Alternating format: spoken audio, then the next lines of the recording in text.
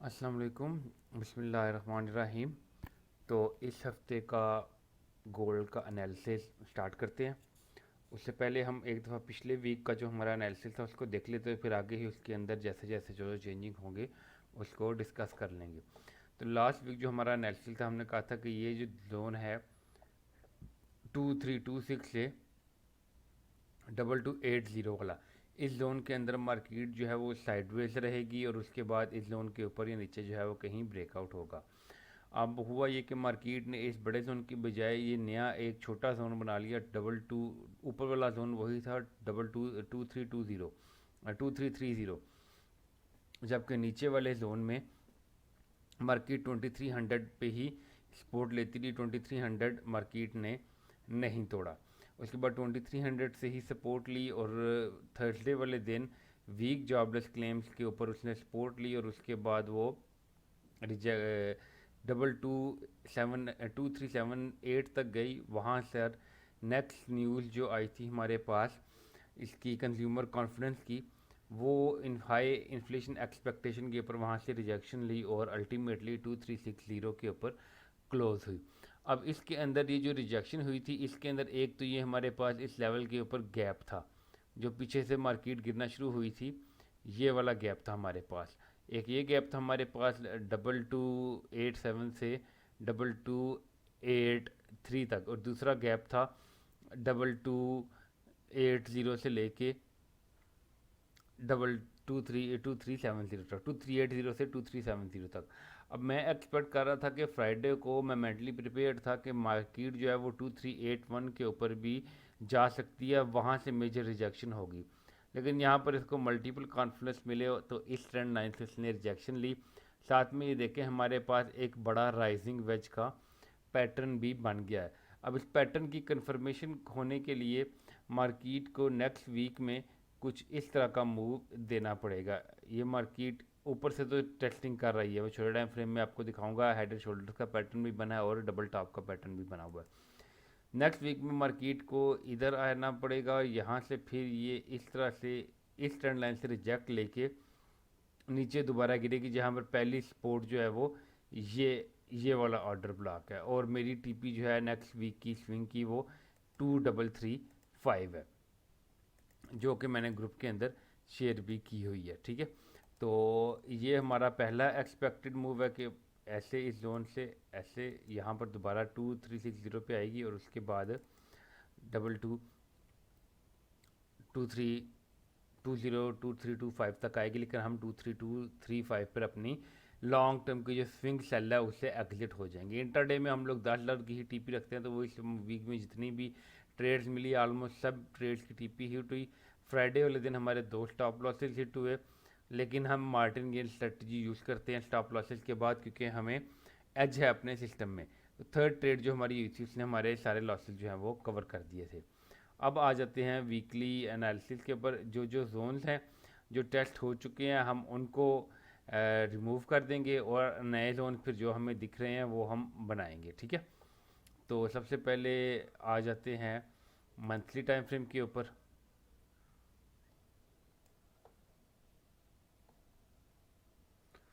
अच्छा, तो ये आ गया है हमारा मंथली टाइम फ्रेम। अब मंथली टाइम के फ्रेम के ऊपर हम लोग करंटली सेल साइड के ऊपर ही चल रहे हैं। इसके अंदर करंटली हमारे पास अभी मंथली के ऊपर कोई नया लेवल या कोई नया जोन जो है वो नहीं मिला। मंथली कैंडल जो है वो करंटली बुलिश ही जा रही है ऊपर की तरफ, और हमें एक्सपेक्टेड था कि ये रिट्रेसमेंट लेगा थोड़ी बहुत, तो वो अभी ये रिट्रेसमेंट ले रही है। क्योंकि इस तरह से जब कैंडल प्रीवियसली जब भी बनी है तो उसके बाद अगली कैंडल एक आध दफ़ा ऊपर का स्पाइक मार के दोबारा नीचे आती है। जैसे ये यहाँ पर कैंडल बनी थी 22 फरवरी 2022 वाली, तो उसके बाद जो अगली कैंडल थी उसने एक दफ़ा और लिक्विडिटी लेने के लिए प्रीवियस हाई को तोड़ के ऊपर गई थी और उसके बाद दोबारा नीचे गिरी थी। तो हमें मेंटली प्रिपेयर रहना चाहिए कि हो सकता है मार्केट एक दफ़ा ये 24-23 वाला हाई तोड़ कर दोबारा ऊपर की तरफ जा, थोड़ा सा और लिक्विडिटी ले। प्रिपेयर रहना चाहिए मेंटली, एटलीस्ट 2450 या 2500 के टारगेट को टच करके मार्केट फिर नीचे आए दोबारा 2058 के लेवल तक। अगर 2500 मार्केट टेस्ट करती है तो उसके बाद 2058 या इवन 2100 तक का डाउन ट्रेंड जो है या तक की रिट्रेसमेंट जो है वो बहुत होगी। 400 लेवल, $400 की रिट्रेसमेंट बहुत होती है मार्केट के लिए। मतलब नॉर्मली एक पूरा साल लगा के लास्ट में मार्केट ने $400 की रिट्रेसमेंट की थी। तो इस दफ़ा भी मैं यही एक्सपेक्ट करूंगा कि मार्केट मेंटली प्रिपेयर है। ट्रेंड तो डाउनलोड ही है, लेकिन एक आध स्पाइक मंथली में ऊपर का 2450 या 2500 तक का लगा सकती है मार्केट। ट्रेंड लाइन और लेवल वगैरह पे आए तो ट्रेंड लाइन हमारे पास नहीं, कोई भी नहीं बन रही मंथली टाइम फ्रेम के ऊपर, और लेवल भी हमारे पास कोई ऐसा नया नहीं बन रहा। वीकली टाइम फ्रेम के ऊपर आए।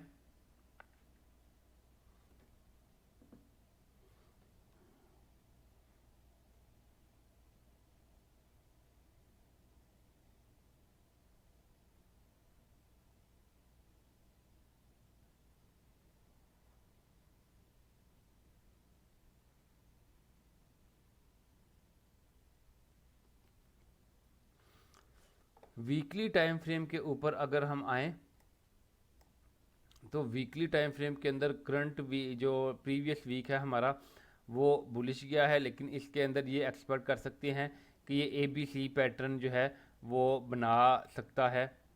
और ट्रेंड चूँकि करंटली डाउन ही है तो ये मोस्ट प्रोबेबली ABC पैटर्न ही बनेगा। यहाँ से ABC, ये ABC कंप्लीट हुआ ट्रेंड लाइन रिजेक्शन से, और उसके बाद ये डबल टॉप। अब मैंने आपको बोला था कि डबल टॉप हमें दिखना शुरू हो गया है मल्टीपल टाइम फ्रेम के ऊपर। तो ये ऑलमोस्ट 1 वीक के टाइम फ्रेम के ऊपर ये हमारे पास डबल टॉप जो है वो दिखना शुरू हो गया है। उसके बाद डेली के ऊपर भी, 4 आवर के ऊपर भी, 2 आवर के ऊपर भी, 1 आवर के ऊपर भी, अप टू 15 मिनट हमारे पास मल्टीपल टाइम फ्रेम्स पर इस लेवल से डबल टॉप्स ही बनते हुए दिख रहे हैं। डबल टॉप्स या जो सेल के पैटर्न्स हैं वो बनते हुए दिख रहे हैं। उसके बाद आ जाते हैं डेली टाइम फ्रेम के ऊपर। डेली टाइम फ्रेम में एज प्रीवियसली हम अपने सबसे पहले लेवल चेक करते हैं, ठीक है। तो अब हमारे पास यहाँ पर डेली टाइम फ्रेम में जो जो लेवल टेस्ट हो गए होंगे उन्हें हम रिमूव कर देंगे। ये प्रीवियस वीक के जो हमारे पास ये तो हमारी एक करंट वीक की फोरकास्ट है। प्रीवियस वीक की जो हमारी फोरकास्ट थी जो कि बिल्कुल टारगेट ठीक अचीव हुआ है, इसको हम रिमूव कर देते हैं।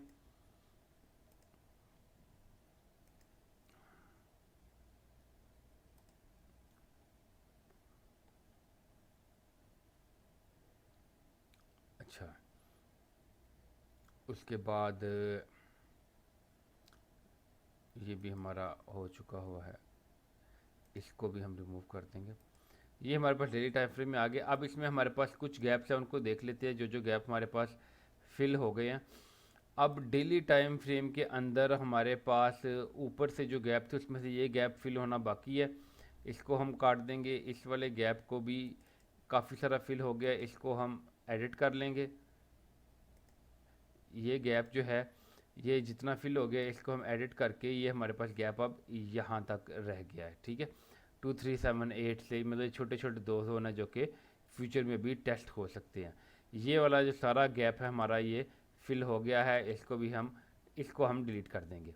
ये गैप हमारा सारा फिल हो गया। लास्ट वीक हमने बनाया था कि यहाँ पे मैंने बताया था कि ये जो गैप्स हैं यहाँ पर इम्बैलेंस है, पेंडिंग बाय के ऑर्डर्स हैं, तो मार्केट इन गैप्स को एक दफ़ा लाजमी कवर करती है दोबारा अपने ट्रेंड वाली साइड पे जाने से पहले।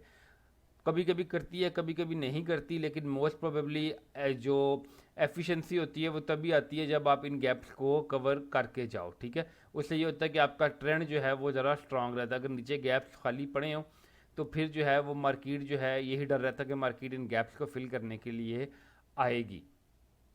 तो इसलिए एफिशिएंट ट्रेंड के अंदर मार्केट की कोई प्राइस एक्शन की कोशिश होती है कि वो ऊपर अपने ट्रेंड के अपोजिट डायरेक्शन के अंदर कोई भी गैप छोड़ के ना आए। अगर कोई गैप बन गया हो तो वो उसको साथ साथ फिल करी जाती है इन द फॉर्म ऑफ रिट्रेसमेंट्स। ये गैप भी हमारा कम्प्लीटली फिल हो गया, ये वाला गैप भी हमारा कम्प्लीटली फिल हो गया।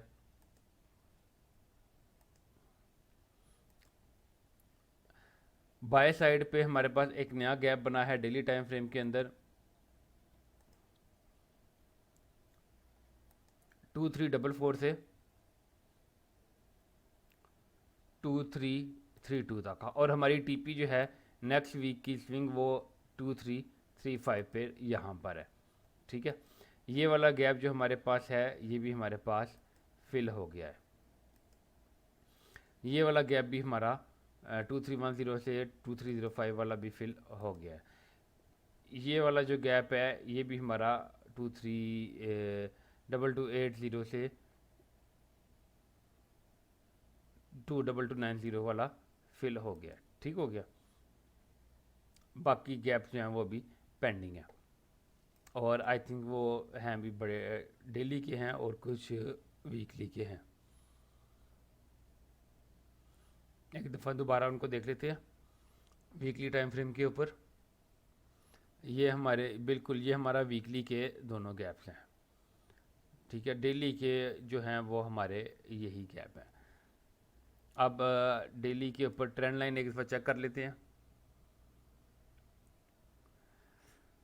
ट्रेंड लाइन डेली के ऊपर एक ये न्यू बनी है हमारे पास 2282 से, जो कि टेस्ट होगी नेक्स्ट वीक में। एक दफ़ा ये टेस्ट हो चुकी है 2300 पे, दूसरी दफ़ा भी टेस्ट हो चुकी है, तीसरी दफ़ा ये अभी टेस्ट होगी 2335 पे।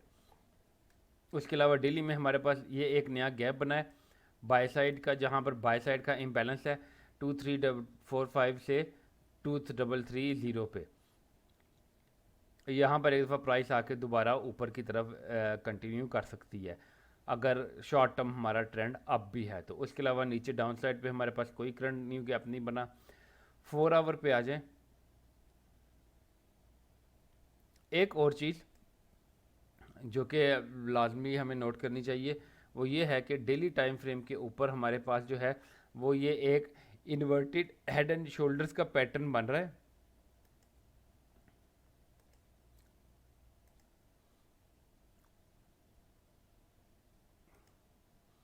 पहला शोल्डर, दूसरा शोल्डर, और ये उसके बाद ऊपर की तरफ मूव हुआ है। लेकिन इसका जो है ब्रेकआउट होकर मेरे ख्याल से इसका मूव जो है वो नेकलाइन ब्रेक करके प्राइस तकरीबन $40 का मूव दे गई है, तो ये मेरे ख्याल से अब वैलिड नहीं है। अच्छा, अब आ जाते हैं हम लोग डेली के ऊपर। कोई नया लेवल भी नहीं बना। वॉल्यूम साइड पर हमारे पास डेली टाइम फ्रेम के अंदर 2378 से 2372 के दरमियान एक जोन बना है जो हमने ऑलरेडी मार्क कर लिया है। ठीक है, ये जो है ये हमारे पास एक मेजर जोन है सेल के लिए, स्ट्रॉन्ग सेलिंग के लिए। ये एक मेजर जोन है हमारे पास 2378 से 2381 से 2372 तक बनता है, लेकिन कॉन्फ्लुएंस के साथ ये हमारे पास 2380 से 2377 तक बनता है। उसके अलावा वॉल्यूम साइड से देखें तो ये दोबारा देखें डेली टाइम फ्रेम के ऊपर हमारे पास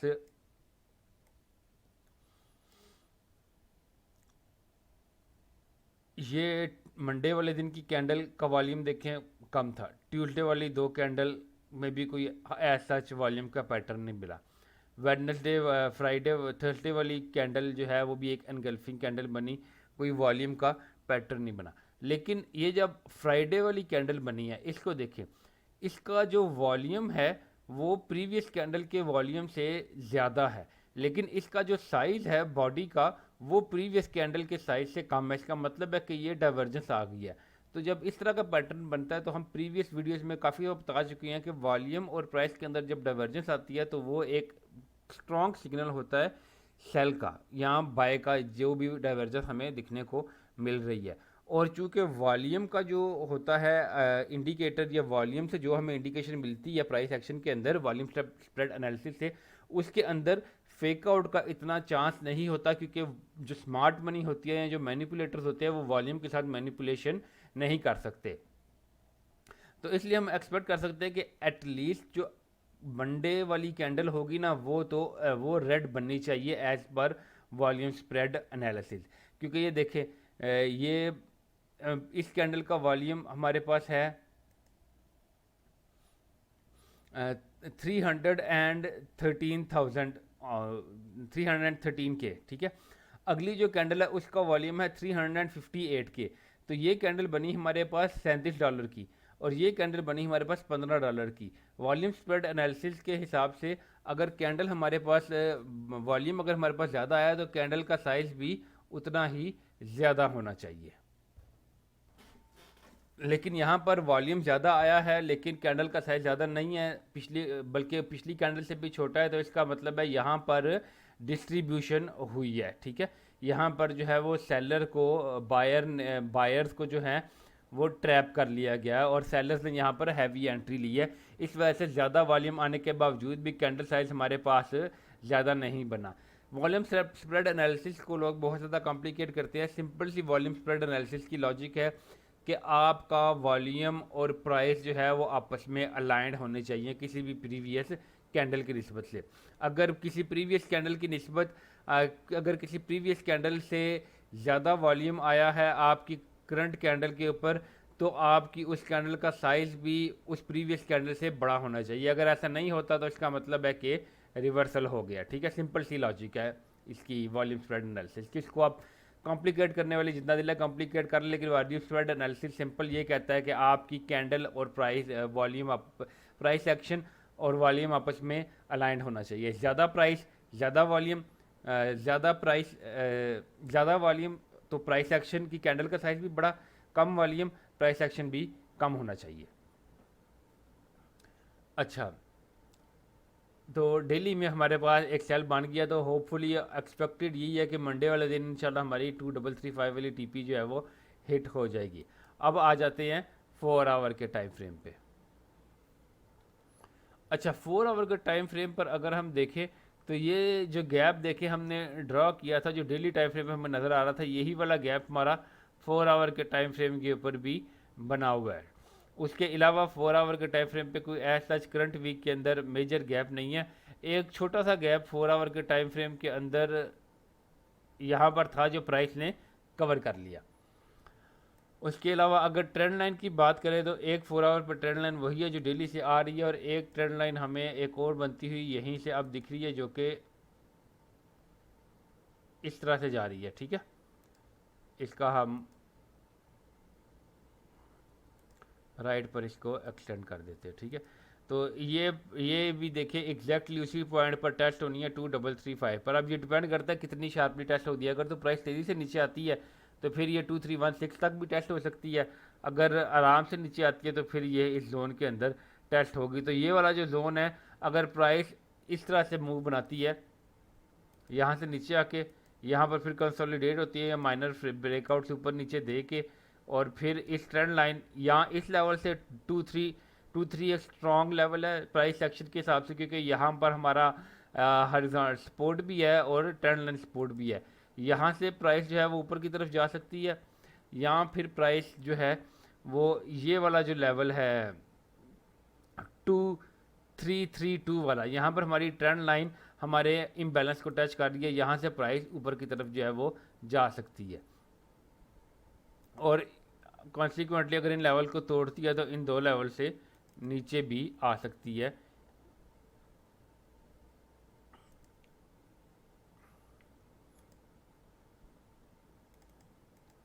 ठीक हो गया। उसके बाद कोई और गैप हमारे पास पेंडिंग नहीं है, ट्रेंड लाइन हमारे पास यही बन रही थी। हाँ, एक और चीज़, फिबोनाची जो है, जो नया हमारे पास स्विंग बना है 2278 से करंट हाई पर, इसमें जब हमारे पास अगर इसको हम अप साइड का स्विंग भी कंसिडर कर लें तो जो हमारे पास देखें ये है गोल्डन जोन आ रहा है वो 2328 से 2316 का आ रहा है।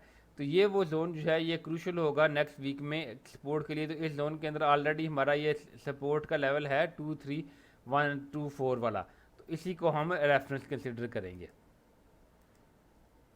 उसके बाद 2 आवर के टाइम फ्रेम के ऊपर देखें तो 2 आवर के टाइम फ्रेम के ऊपर भी एक ये हमारे पास गैप था जो फिल हो गया, और ये हमने जो ट्रेंड लाइन बनाई है उससे प्राइस ने सपोर्ट ली हुई है। बाकी कोई ऐसा मेजर गैप नहीं है, लेवल वही है जो हमने बड़े टाइम फ्रेम्स के ऊपर बना लिए हैं, उनके अलावा कोई नया टाइम फ्रेम कोई नया लेवल नहीं है। इसके अलावा जो छोटे टाइम फ्रेम में उनके अंदर मैं ट्रेड नहीं करता। 1 आवर को भी एक दफ़ा देख लेते हैं अगर उसके अंदर मेजर लेवल है। हाँ, चार्ट पैटर्न्स की मैं बात कर रहा था। ये देखिए बड़े टाइम फ्रेम में तो हमने देखा हमारे पास डबल टॉप बना था वीकली में। अब ये देखिए 2 आवर के अंदर क्लियर नहीं है। ये देखिए 1 आवर के अंदर हमारे पास एक क्लियर डबल टॉप कन्फिग्रेशन बनी है। ये पहला टॉप, ये दूसरा टॉप, ठीक है, और ये इसके बाद ये नेकलाइन है इसकी 2360 के ऊपर 2360 तोड़ के प्राइस उसके बाद नीचे क्लोज होती है, तो वहाँ से हम लोग पोजीशन ले सकते हैं। अब एक्चुअल में क्या होता है, जब डबल टॉप बना होता है तो उसके बाद प्राइस की मूव इस तरह से होती है कि प्राइस नेकलाइन के नीचे जाती है, उसके बाद दोबारा ऊपर आती है। कहती हैं कि नेकलाइन तोड़ दी, लेकिन प्राइस दोबारा ऊपर आती है और उसके बाद फिर प्रॉपर नीचे गिरती है, ठीक है। तो ये देखिए 1 आवर के ऊपर भी हमारे पास डबल टॉप कन्फिग्रेशन बन गई हुई है, और छोटे टाइम फ्रेम के ऊपर भी 2 दफ़ा हेड एंड शोल्डर बना था। 30 मिनट के ऊपर मैं देख रहा था और 15 मिनट के ऊपर भी। ये देखिए 30 मिनट के ऊपर क्लियर हमारे पास हो जाता है डबल टॉप जो बना हुआ है, ठीक है। ये यहाँ पर हमें क्लियर नज़र आ रहा है कि प्राइस इसी तरह से मूव करेगी। और 15 मिनट के ऊपर भी हमारे पास ये एक हेड एंड शोल्डर्स बना था, ये वाला, जिसके बाद हमने सेल की एंट्री ली थी, जिसके शोल्डर थे 2373 के ऊपर, हेड था 2378 के ऊपर। उसके बाद ये एक inverse head and shoulder pattern बना था 15 मिनट के ऊपर, जिसके बाद थोड़ी सी रिट्रेसमेंट आई थी उसकी नेक तोड़ने के बाद, जिसके बाद ये दोबारा गिर गया था। तो अब वही बात है, अब एक्चुअली में ये प्राइस जो है ये एक दफ़ा थोड़ा सा नीचे जाके ऊपर आएगी ताकि ये इन्वर्स हेड एंड शोल्डर को भी नलीफाई करे जो 15 मिनट के ऊपर बना हुआ है, उसके बाद जो बड़े टाइम फ्रेम के ऊपर डबल टॉप बना हुआ है उसको भी कंप्लीट करे। तो ये था हमारा इस वीक का एनालिसिस। नेक्स्ट वीक में माइनर रिट्रेसमेंट एक्सपेक्ट कर रहे हैं हम, ठीक है, लेकिन ट्रेंड ओवरऑल जो है बड़े टाइम फ्रेम्स के अंदर वो अभी भी डाउन ही है। ये जो थी ये हमारी एक रिट्रेसमेंट थी जिसके अंदर बाय साइड के अंदर हमने कोई ट्रेड नहीं ली, क्योंकि हमारा बायस करंटली सेल ही है, इसलिए हमने बाय साइड जब प्राइस ऊपर जा रही थी तो ऊपर जाते हुए 2 दफ़ा सेल की एंट्री लेने की कोशिश की, लेकिन उसमें हमारे स्टॉप लॉसेज हिट हो गए। थर्ड एंट्री जो है हमारी सेल की उसकी टीपी हिट हुई थी, और उसके बाद हम स्विंग एंट्री जो है सेल की उसमें भी अभी तक सेल में ही बैठे हुए हैं 2335 की टीपी के साथ। और उसके अलावा जो स्विंग इन स्कैल्पिंग या शॉर्ट टर्म की ट्रेड्स हम ले रहे हैं वो 2370 के अराउंड हम एंट्री ले रहे हैं सेल की करंट वीक के अंदर। मंडे को जो हमारा प्राइस ट्रेस करती है 2370 पे हम एक्टिव हो जाएंगे सेल के लिए, और फिर 2370 से 2378 तक जहाँ भी प्राइस रिजेक्ट होती है वहाँ से हम लोग ट्रेड में एंटर हो जाएंगे। इसके अलावा ऊपर हमें कुछ लेवल न्यू ड्रा करने हैं, एक वो भी ड्रा कर लेते हैं। ओके, एक लेवल हमारे पास ये था 2324 वाला, ठीक है, ये यहाँ से हमने मार्क किया था 2324 को, 2324 वाला, ठीक है। उसके बाद एक लेवल हमारे पास बना है ये 2346,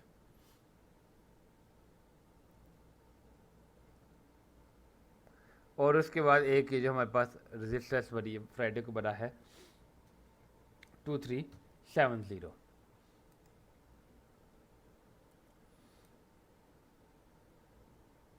बाकी लेवल हमारे पास सारे जो हैं वो मार्क्ड हैं। एक हमारे पास ये भी लेवल है 2307 जो फ्राइडे थर्सडे को बना है रिसेंट लेवल्स में। उसके अलावा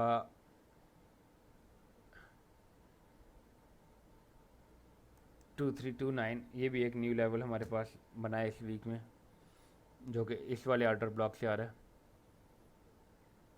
तो बाकी नेक्स्ट वीक में भी करंटली हमारा सेल का ही बाइस है, हम सेल पोजीशन पे ही फोकस करेंगे।